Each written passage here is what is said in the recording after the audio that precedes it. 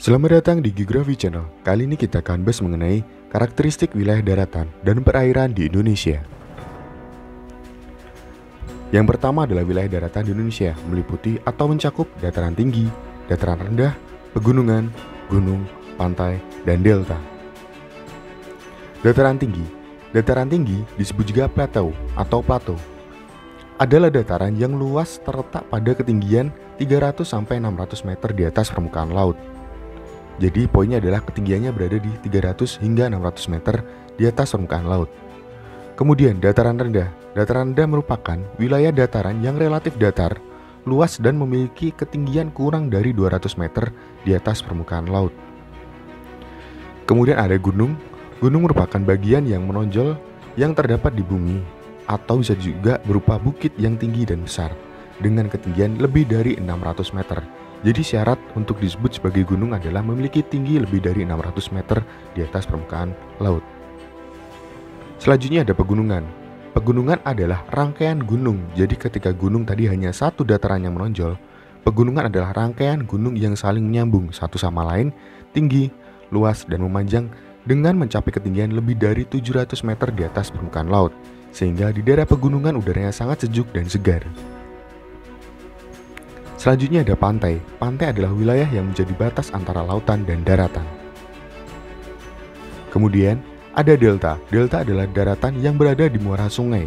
Jadi sudah berada di ujung sungai dan biasanya dekat dengan laut atau danau karena merupakan bentuk dari sedimen aliran sungai.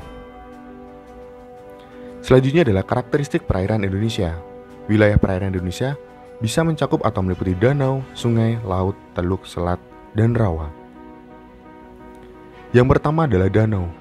Danau merupakan permukaan bumi yang berupa cekungan di darat yang sangat luas dan digenangi oleh air yang dikelilingi oleh daratan. Jadi, cekungan yang digenangi oleh air namun dikelilingi oleh daratan. Selanjutnya adalah sungai.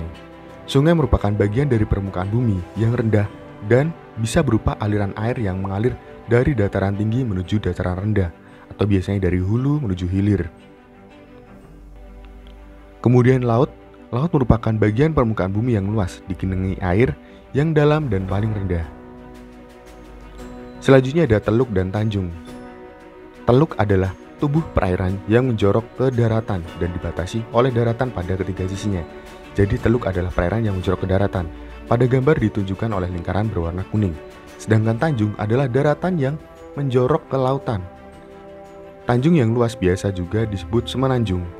Pada gambar ditunjukkan oleh lingkaran berwarna merah. Jadi ketika daratan adalah yang mendekati laut, sedangkan tanjung yang mendekati daratan. Kemudian rawa. Rawa adalah tanah yang rendah, umumnya di daerah pantai dan digenangi oleh air. Biasanya banyak terdapat tumbuhan air. Selanjutnya adalah selat. Merupakan perairan atau laut sempit yang berada di antara dua pulau. Contohnya Selat Sunda. Jadi perairan sempit yang terletak antara dua pulau. Sekian, terima kasih dan glory geografi.